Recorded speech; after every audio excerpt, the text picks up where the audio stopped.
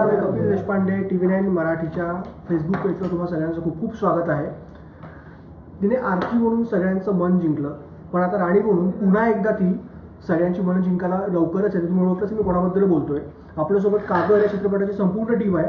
रिंकू, मकरंद आणि शुभंकर तिघांचं खूप खूप स्वागत आहे. या तिघांसोबत आपण न्यूजरूम स्ट्राईक, जो तुमचा सगळ्यांचा आवडता शो आहे, तो लवकरच तुम्ही बघणार आहात. पण त्याआधी आपल्या फेसबुक पेजवर आपण या सगळ्यांची गप्पा मारणार आहोत. तर नेमका हा कागरचा प्रवास कसा होता, रिंकू या भूमिकेसाठी कशी तयार झाली, आणि या सगळ्या प्रवासाबद्दल आपण त्यांच्याचकडे जाणून घेऊया. रिंकू, खरं तर आरची लोकांनी अक्षरशः डोक्यावर आरशी उचललं होतं. बराच गॅप गेला आणि आता राणी म्हणून तू लोकांसमोर येतेस. तर कसं वाटतंय, रिस्पॉन्स कसा चाहत्यांचा तुझ्या कागरचा ट्रेलर पाहून? एकतर खूप आनंद होतोय की खूप काहीतरी वेगळं घेऊन आम्ही सगळेच लोकांसमोर येतोय. माझी भूमिका एकदम वेगळी आणि तितकी चॅलेंजिंग होती. आणि जसं कागदचा टीजर आला, ट्रेलर आलाय, गाणं आलंय, लोक खूप छान रिस्पॉन्स करतायत आणि त्यांना खूप आवडतंय, खूप कौतुक करतायत. शुभंकरचं पण, तो नवीन आहे, म्हणजे पहिल्यांदा फिल्ममध्ये काम करतोय, तर तोही लोकांना आवडतोय.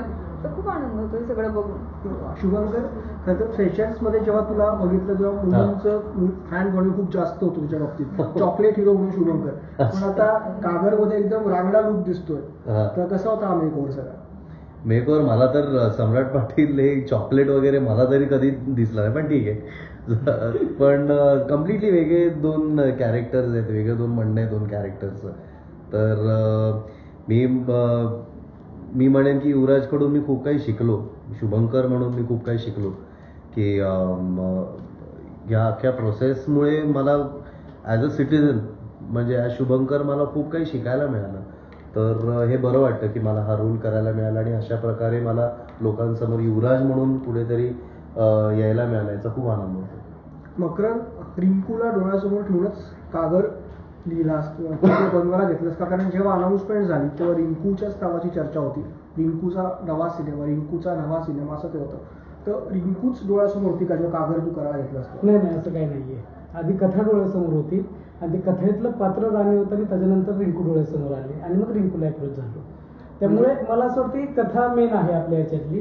तर तिचाही अट्टहास आहे. पूर्ण बोलण्यात जर आपण ऐकलं तर आपण म्हणतो की मराठी सिनेमाचा हिरो मेन आहे, ती कथा आहे पहिल्यांदा. त्याच्यानंतर त्याच्या लेयर्समध्ये कॅरेक्टर्स येतात. रिंकू एक चांगली अभिनेत्री आहे, तिचं सैराटमधलं काम बघितलं होतं मी, आणि मला असं वाटलं होतं की मी जे राणीसाठी शोधतो किंवा मी लेखक असल्यामुळे आपला एक फरक पडतो की ते काय पात्र आपल्या डोळ्यासमोर असतं ते खूप सिमिलर होतं आणि त्याच्यानंतर मी तिला अप्रोच झालो. आरची आणि राणीमध्ये काय साधन आहे? मी बोललो मग अशी आरची आणि राणीमध्ये हेच आहे की आरची एक आपण म्हणतो त्या वयातल्या मुलींचं प्रेम आहे, पहिलं प्रेम आणि एक अल्लडपणा असतो तो आहे आणि बिंदासपणा आहे की मला याच्यासाठी काहीही करायचं आहे. राणी पूर्ण वेगळी, राणी समजूतदार आहे, ती विचार करून निर्णय घेते, ती पुढे काय मांडलेलं आहे त्याचा पहिल्यांदा विचार. ते अशा बॅकग्राऊंड मधले आहे सिनेमामध्ये राणी कॅरेक्टर, जिथे आजूबाजूला लहानपणापासून वेगवेगळ्या स्तरांवरती बोललं जात आहे आणि त्याच्यावरती भाष्य केलं जात आहे आणि त्याच्यानंतर तिचा प्रवास घडतोय तो. रिंकू, खरं तर तुम्ही तिघं आमच्या न्यूजरूम स्ट्राईक या कार्यक्रमात सहभागी झाला होता. कसं वाटलं येऊन आमच्या न्यूजरूम स्ट्राईकचा एक भाग बनून? खूप छान वाटलं सगळ्यांशी बोलून आणि बघून खूप छान वाटलं की सगळे कागर बघायला उत्सुक आहेत, वेगवेगळे प्रश्न विचारतायत किंवा त्यांची वेगवेगळी तर्क आहेत जे फिल्म मधून त्यांनी काढलेत ते सांगतायत. तर मजा येते गप्पा मारायला सगळ्यांबरोबर. शुभंकर, बरं वाटतं की चर्चा होते फिल्मची आणि बरं आहे की मराठी चित्रपट आणि कागर हा मेनली चित्रपट लोकांसमोर आल्यानंतर असे वेगळे वेगळे विषय बेसिकली लोक एक्सेप्टही करतायत. कारण की आपण बघतो की एकाच प्रकारचे फिल्म्स भरपूर येतात, फक्त मराठी किंवा याच्या नाही, हिंदीमध्ये पण किंवा काही, पण वेगळा कुठला तरी विषय घेऊन जेव्हा येतो तेव्हा नेहमीच असतं की कसा एक्सेप्ट होईल हा सिनेमा. पण खूप चांगले रिस्पॉन्स मिळत आहे आणि खूप चांगल्या प्रकारे लोकांपर्यंत पोहोचणार आहे, लोकांना नक्की आवडेल हे तर मला खात्री आहे. मग कसं वाटलं न्यूजरूम स्ट्राईकमध्ये सहभागी?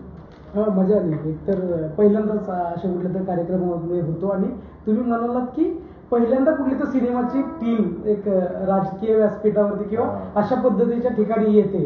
छान वाटतं की मी कायम असं म्हणतो की राजकारण आपल्या याच्यात आपण बाहेर काढू शकत नाही. आपण माणूस म्हणून वागायला लागल्यानंतर आजूबाजूचं वातावरणच राजकारण असतं, तर त्यामध्ये कसं सस्टेन होतं. राजकारण म्हणलं की थ्रिल येतं त्याच्यामध्ये, तर ती थ्रिल बघण्यासाठी न्यूज रूम स्ट्राईक असं मला वाटतंय. चला तुम्हाला खूप खूप शुभेच्छा. जास्त वेळ घेणार नाही. कागरच्या टीमशी आपण गप्पा मारल्या, पण यांच्यासोबतची संपूर्ण मुलाखत लवकरच तुम्हाला आमच्या न्यूजरूम स्ट्राईक या कार्यक्रमात बघायला मिळणार. धन्यवाद.